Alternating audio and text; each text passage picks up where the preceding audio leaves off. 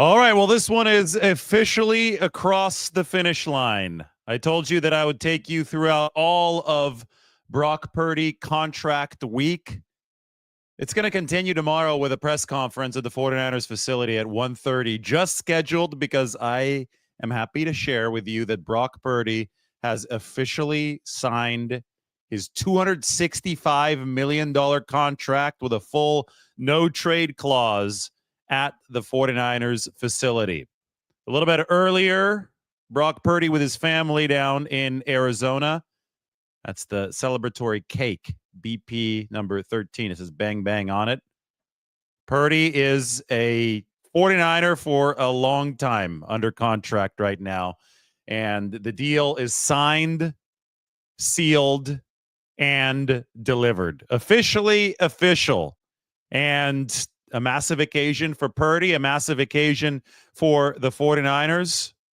They are putting their trust into a 25-year-old quarterback who has been the most efficient quarterback in all of football since joining the league in 2022. Again, number one, the most efficient quarterback in all of football. On top of all of that we've seen performance-wise over the course of the past 3 seasons, Brock Purdy delivered this contract, this agreement, his side of it with San Francisco much earlier than many expected. And it's a way for the 49ers to avoid a lot of distractions this offseason. I wrote this up on the San Francisco Standard yesterday, and Fred Warner promptly agreed to terms with the 49ers as soon as it was published.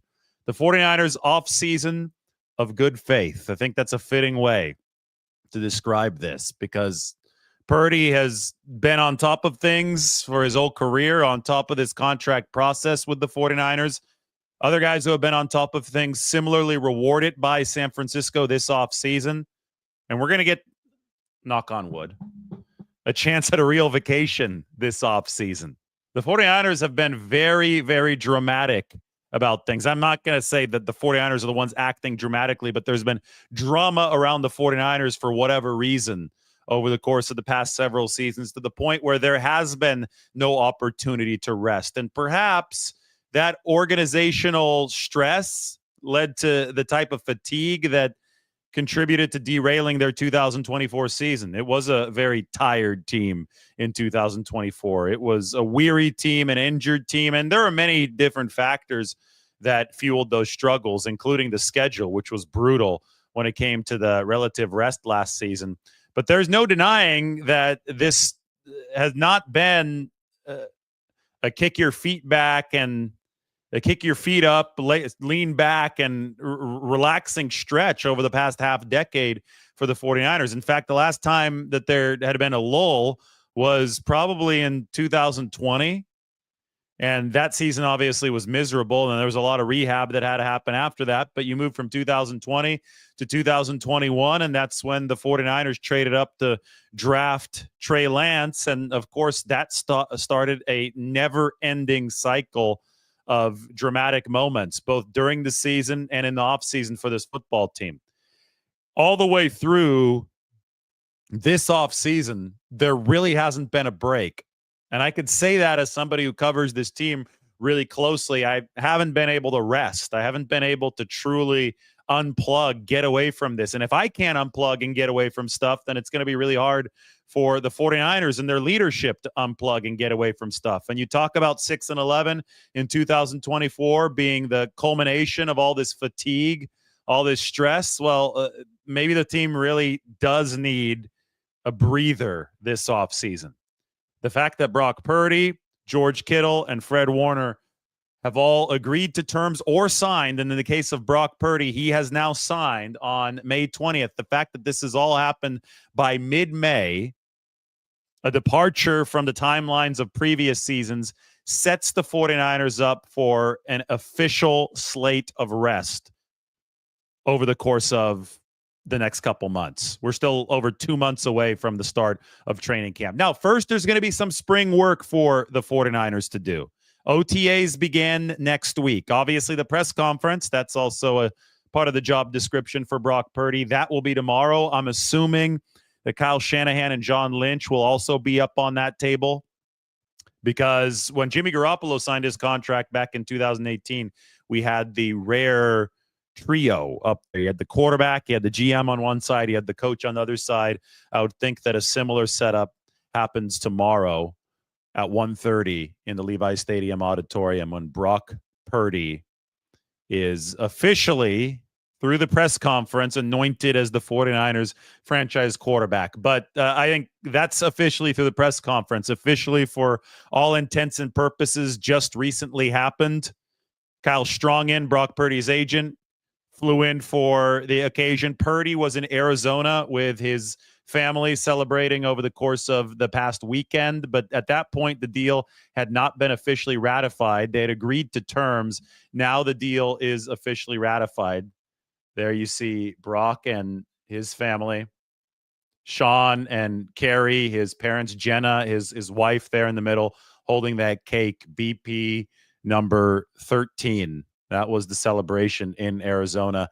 And the work is now going to begin as Purdy attempts to bring the 49ers back to the mountaintop. When Steve Young led the 49ers to a win back in Super Bowl 29, 49-26 was the final score. Steve Young threw 6 touchdown passes. And it was an alleviation of a lot of stress, not only on Steve Young, but on the 49ers franchise, which had previously won about a half decade earlier against the Denver Broncos, 55-10 in the Super Bowl that was held in New Orleans. But Steve Young likened it to climbing Everest. And the 49ers have not been able to successfully summit Everest ever since that Super Bowl 29 in January of 1995. It's been over 30 years. We're now sitting here in 2025, and Brock Purdy has been the quarterback who's brought the 49ers the closest to being able to do that. I get it. They were close in 2011 to 2013. They were close again in 2019, but they were within one play in 2023. February 2024. They were really, really damn close with Brock Purdy. And I mean, anybody who knows the game will tell you that he definitively has proven over the course of the past 3 years that he has the quarterback skill, the quarterback talent, the quarterback ability to push the 49ers through to that promised land. This deal is monumental for the 49ers. Not necessarily in its size. It's a big deal, and it's life-changing generational money for Brock Purdy, but it's monumental for San Francisco because of how it fits with the 49ers' plans. Brock Purdy came in as a rookie in 2022, and he was pick number 262, the last pick. We all know that story. It's one of the best stories in American sports history, the fact that he was able to go from that very last pick of the draft, they call him Mr. Irrelevant, to one of the highest paid quarterbacks in the NFL. But the fact that he was able to craft this deal with San Francisco, and this is a lot of credit to his agent, Kyle Strongin, as well. It's credit to the 49ers salary cap and negotiation guys, Parag Marate, Brian Hampton, all sides of this, John Lynch being the leader that he is. I think Kyle Shanahan probably had a good influence on all these negotiations as well. The fact that it's done now and the fact that it's done with the structure that I've talked about, and I'm about to break down the structure here over the course of the next couple days in even more detail. But I've told you that this is a $265 million deal with an $8.5 million salary cap hit in year one. So to understand that, if you understand contracts, to wrap your head around how the 49ers were able to essentially execute a magic trick of salary cap Tetris, realize they've got some of the best people in the business working on the math side of things. But Brock Purdy also had to come to play ball with this deal to allow them to have the salary cap hit as low as it is this year. They're going to have $40 to $45 million of salary cap space even after Purdy, Warner, George Kittle are done. And that allows the 49ers to carry money over into the future. It allows for sustainability. When a player comes to play ball the way that Purdy has come to play ball, and the 49ers are smart with the numbers, they can create a product that remains good, that remains robust on the field. And the offseason of good faith, I think, really shone through in the details of this contract. He chose a mature contract. He went for effective guarantees. He went for something that will bring his family real security, especially over the first 3 years. The first 3-year cash flow, $165.05 million. This is not a vanity deal. This is not something where Brock Purdy was like, hey, give me 65 million, give me 60, 61, 62, 63 million on the surface, or I'm not showing up. No, he worked with the 49ers in very good faith, and they got to a number that he was comfortable with. The number didn't have to break the ceiling of all quarterback contracts for him. He was willing to sign it on May 16th. He could have very easily, with the leverage that he had. I mean, as a quarterback, you've got a ton of leverage, especially as a A-list kind of guy like Brock Purdy, who's been the most efficient quarterback in football since he entered the league in 2022. Your power lies in walking away from the table. Brock Purdy could have easily said, I am not showing up until you guys give me exactly the number that I want. And guess what? At some point, after probably a lot of ugliness, the 49ers probably would have to relent. But Purdy and 49ers fans and the 49ers themselves know how ugly these types of situations can get. I don't have to talk about what had happened in recent years. Purdy didn't do that, though. Purdy agreed to terms on May 16th because he wanted to be in OTAs. So if that's not validation for the 49ers, that they have the personality type, the stability, somebody who's willing to sacrifice for his teammates, if that's not confirmation for the 49ers, if they needed confirmation, I would hope that they didn't based on everything they've seen from Brock Purdy so far. But that right there, I think, points 2 thumbs up for San Francisco and for Purdy as far as this guy's working with the team, and they have the ability now to do big things, not only at the quarterback position, but across the entire 53-man roster. In fact, I mean, as you can see, I wrote it up on the San Francisco Standard. Mike put the link into the description. This is about an entire offseason theme for the 49ers. Kittle coming to work. Fred Warner coming to work. Brock Purdy coming to work. All those guys coming to work before their deals were even done. I can't believe that a few weeks ago we were talking about all these false reports about Kittle contract drama and ridiculous. The Purdy thing I get, but it had just gotten insane with the media. It had gotten insane with people wanting noise for clicks. It looks like rational thought, reason has prevailed, and now maybe we finally get a little bit of a rest after OTAs, after minicamp, where we could circle the wagons and continue properly covering this 49ers team as they enter what will be an exciting 2025 season. Supposedly, we got a $50 super chat. Thank you. That's awesome. $50, $49.99. I kind of like that better than 50 because, it's the 49ers. I think our instant reaction video on Brock Purdy signing from Friday is creeping up toward 49,000 views. That's also a cool little sign, little symmetry. And, I'm happy to answer all questions, and I'm going to go through some stats. We can do whatever we need to. I've got to continue training for my Alcatraz swim, which is coming up on Thursday, not this Thursday, next Thursday. This Thursday, I'm going to be busy doing some Brock Purdy contract analysis and all this and all that. But, if you just to get our numerical analysis, the financial analysis of Brock Purdy's contract kicked off, this guy is going to be getting $176 million in rolling guarantees over the course of this deal. And I think that is the most important term that you should familiarize yourself with as I delve into the deepest analysis of this contract that you're going to see anywhere over the course of the next few days as we're getting the full numbers. I already have a lot of numbers in front of me. I've already been first to report the salary cap hit $8.5 million. First to report the no trade clause the other day. But the rolling guarantees and the comparisons to other quarterbacks and the areas where Brock Purdy and his agent, Kyle Strongen, really tried to zero in on to make this deal as strong as possible. The one that you should familiarize yourself most with are rolling guarantees. And the reason that I think you should familiarize yourself most with these is because they are going to directly impact the leverage that Purdy has as this deal progresses.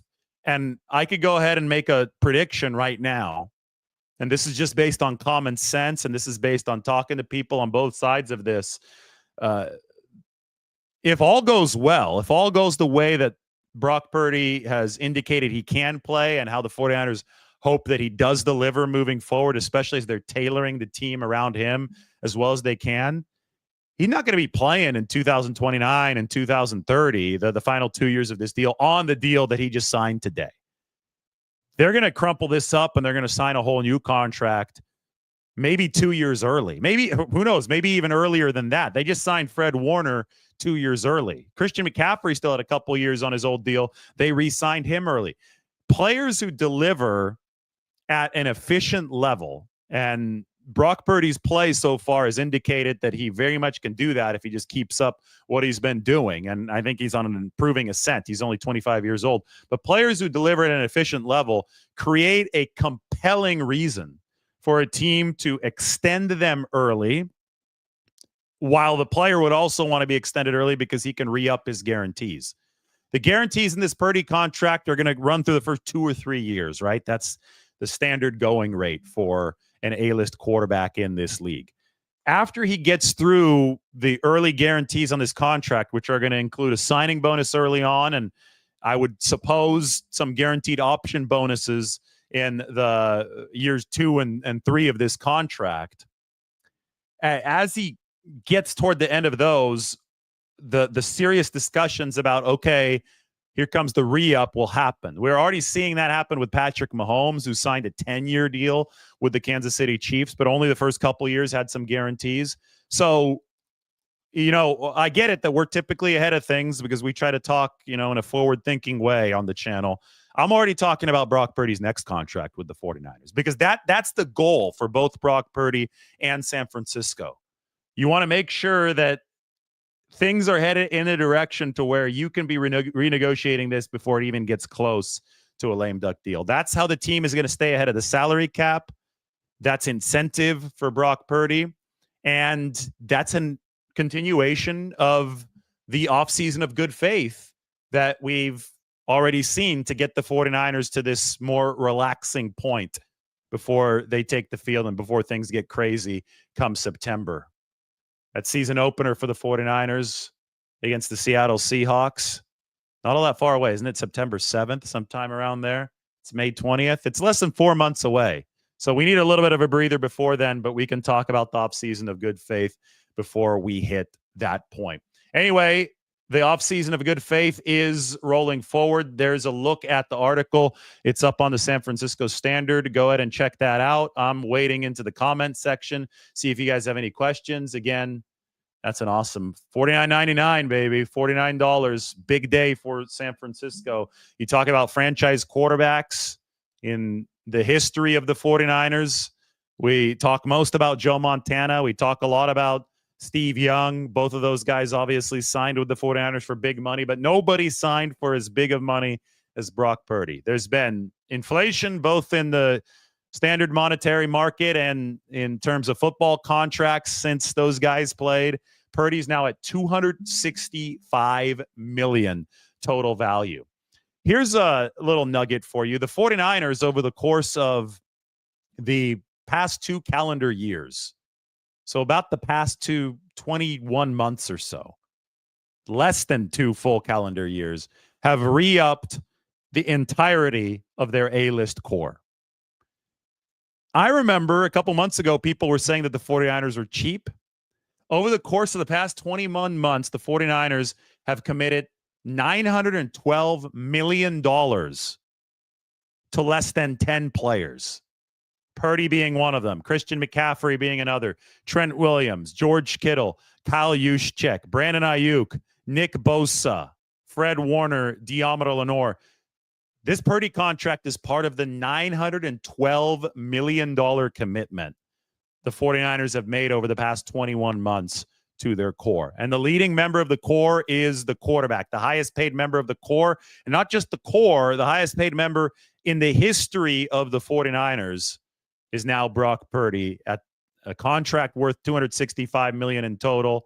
$53 million per year, $181 million total guaranteed, $100 million fully guaranteed, and $176 million in effective rolling guarantees. It is a blockbuster deal. It is one of the greatest stories in football history since Brock Purdy has come from pick number 262 to now. And it's also a 4,167% pay raise for Brock Purdy. He had been making about $70,000 per game under his rookie deal, where his signing bonus was only about $70,000, to making over $3 million per game now under this new contract. And it was all well earned when you look at the performance over the course of the past 3 years.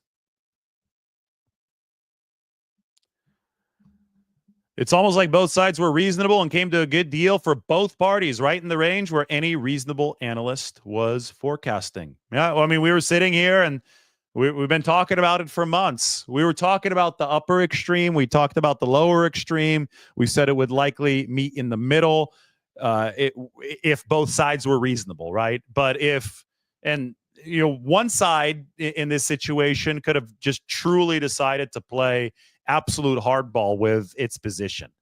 And I think ultimately the quarterback, especially given where the 49ers are as a franchise right now, the quarterback holds a lot of the cards because you just can't operate without one. So if Brock Purdy really wanted to drag this out and make this a bloody negotiation with holdout and something that lasted forever, sure, he could have dragged that APY up. Sure. But that's not who Brock Purdy is. And I think we all suspect that that's not who Brock Purdy is, but I think it was verified by this contract negotiation. Again, the biggest date of any when we talk about this contract is May 16th. The biggest date of any is May 16th because the biggest number, the biggest date, the biggest piece of information is May 16th because that's the day that this was done. That's over 2 months out of training camp. That means that, yes, but there was meat left on the bone for both sides. If both sides are willing to agree to a deal on May 16th, that means that they're very happy with where they're at because the compromise that they're making is worth it. Like the upside that they're getting from the compromise, the stress-free offseason, just kind of the serene agreement, that's worth it for them. Both sides had at least 2 more months of being able to drag this out. I would say even 3 because training camp not going to start for another 2+ months. So you saw it with Ayuk, you saw it with Bosa. This could be dragged out through August. This could be dragged out theoretically into September if it got really ugly. At some point, somebody was going to cave, but they didn't get to that ugliness here. And there's value in that. That's why we call it the offseason of good faith.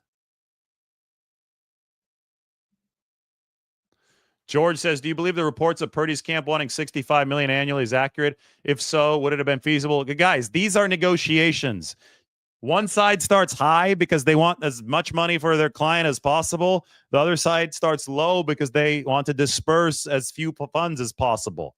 And then you end up meeting somewhere in between those two numbers. So people acting like this is a big deal, like some high number at the start is a big deal.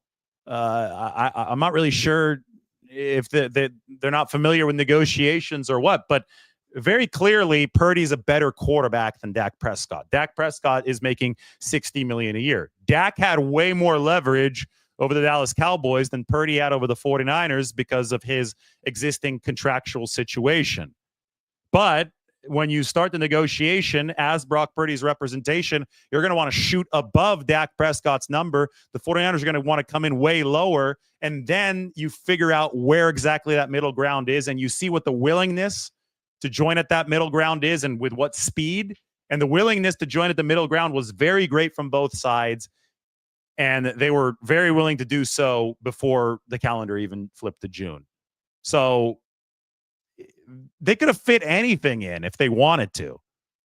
But it would have been a vanity deal that wouldn't have meant much. Brock Purdy doesn't seem to be a vanity guy to me.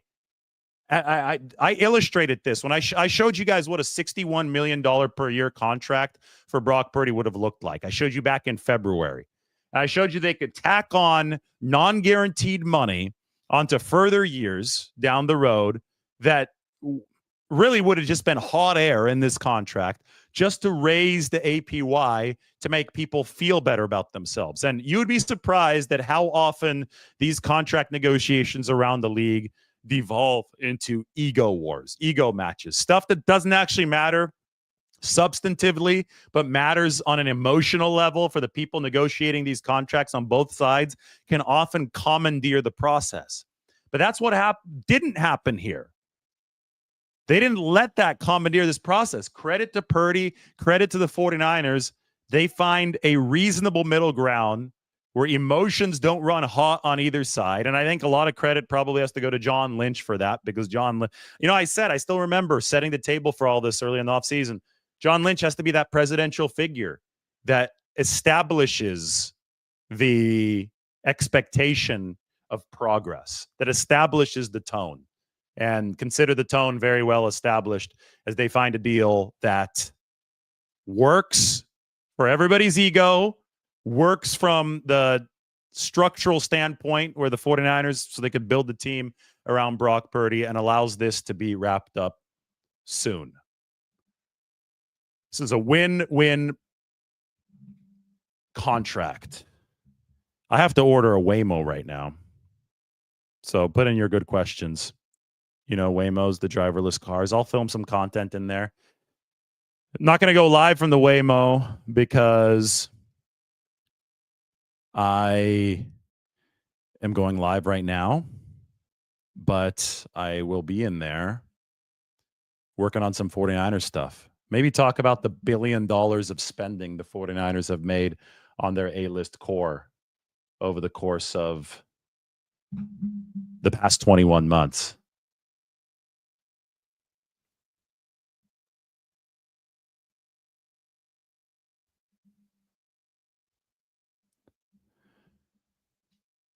Ready for some of your questions? Go ahead and check out the article in the San Francisco Standard. We've got a few more minutes to talk here. Maybe see if a few more people join the room. Waymo's on its way. Robocar, 9 minutes away from pickup. Purdy just wanted this done instead of just forcing drama. And I talk about it in this article. Brock had, I thought, one of the best quotes, and I could put this up on the screen, and this is really indicative of how this whole process went, and it aged tremendously well. It was a foreshadowing, and it was a prediction from Brock Purdy or how this would go. He said this back in January, right after the 49ers season ended. I want to obviously get it done quick. That would be great, just so we can get after it with our receivers and our team. Just continue to grow, because, man, we've all got to grow together. Everyone's timing is a little different. For me, at the end of the day, I want to win. I want to win for this organization. I'm not the kind of guy that wants any drama associated with anything. I'm here for this organization, my teammates in the locker room, and I want to be really professional about it. That was Purdy in January. So 5 months ago. 5 months later, contract is reached before OTAs even start. Now, there are people who cover the team but don't seem to know what OTAs are. OTAs haven't started yet. OTAs do not begin until next week. OTAs are phase 3 of the offseason program. It stands for Organized Team Activities, and it's going to be the 49ers' first chance to practice 11-on-11 football. So the fact that Purdy, Warner, and Kittle have all finalized their business before OTAs even hit, I think that was a soft deadline in the mind of Brock Purdy. He even alluded to it during some of those quotes in January. So that work is going to happen for the 49ers starting next week, heading through the early part of June. Then they're going to pack it up. Everybody can go home or go to wherever they train over the offseason, make sure they get their bodies in tip-top shape, and then they'll report back in late July to 49ers training camp. The rookies will report a week early, and the 49ers have 18 of those rookies on the roster right now. Once July starts, they're going to work in the training camp mode. They'll start without pads on, and they'll put pads on a few days in. And fairly early into this, the preseason will begin. The preseason, the first preseason game is going to be around August 8th or August 9th. So pretty early in August. Before that, the Denver Broncos and the 49ers will conduct one joint practice session in Santa Clara. So that's going to be fun because we're going to get to see some old friends. Hopefully, Dre Greenlaw's healthy by then. DJ Jones, Talanoa Hufanga. Hopefully, all those guys can practice for the Broncos against the 49ers in Santa Clara on the new practice fields. They're going to be rotated 90 degrees. I'm guessing next week at OTAs, 49ers are going to be using the new 100-yard practice field that they've set up at the team facility. But at some point then, there will be joint practices in Santa Clara for the first time since a joint practice with the Denver Broncos back in 2017. That was my first year covering the 49ers. Then the 49ers will head to Vegas. And on August 14th, this is from Vic Tafer. Vic Tafer used to cover the Raiders, and now he's covering the 49ers. He switched over this offseason. Good guy. On August 14th, the 49ers and the Raiders will hold a joint practice in Las Vegas. And it's no more Josh McDaniels, so maybe we'll have a good vantage point of the practice. When Josh McDaniels was the coach of the Raiders, he did not allow the media to really even see anything going on. So maybe this will be a little bit better with Pete Carroll in charge of the Raiders. This is going to be on August 14th. I mean, the Carroll 49ers connections are relatively deep. Pete Carroll's from Marin County, born in San Francisco, but went to college in Marin, Redwood High School up there in Larkspur, was actually classmates with Robin Williams in both high school and in community college at the College of Marin before he went to the University of the Pacific in Stockton, where the 49ers used to have training camp. But Robert Saleh used to work under Pete Carroll. So there's that connection. And now the 49ers are going to be practicing with Carroll's Las Vegas Raiders on August 14th, followed by an August 16th preseason game against the Raiders. And then there's going to be a game against Jim Harbaugh and the Chargers. So you're going to have Mike Shanahan's old team, the Denver Broncos. You're going to have Pete Carroll's current team, the Raiders. And you're going to have the team of Jim Harbaugh, the Los Angeles Chargers, or the San Diego Chargers, as I like to say, over the course of 3 weeks in the preseason. That's going to be the buildup for the 49ers moving forward. And it's so relieving to be able to sit back and just focus on how that is going to work and how that is going to look moving into the future. I am so very excited that we don't have to bog ourselves down with contractual drama anymore. Now, maybe Juwan Jennings signs a deal. I explained in the video earlier this morning. So as soon as I wrap this up here soon, you can go watch the Juwan Jennings video. I talk about the potential contract for him and the dynamics at play there. But I think that the business that needed to be done for the 49ers this offseason at the very top of the list has now been executed. Again, Brock Purdy has officially signed his contract with the 49ers. Here is the Purdy family with the celebratory cake. The A-list pillars of this 49ers team, shaded in yellow. San Francisco has committed to $912 million over all of the yellow shadings over the past 21 months. So I think that they've essentially completely blown up and destroyed the narrative that they are cheap. My ride is here. So everybody, thanks for watching. It's official. Purdy to the 49ers. This era, it's been a magical one for Purdy and the 49ers so far. This era is now entrenched. The 49ers have their franchise quarterback. Thanks for following along. Make sure you continue following along. You can join the San Francisco Standard at the link in the description, and you can hit the subscribe button to support the channel. Thanks, guys. I'm off to swim to Alcatraz.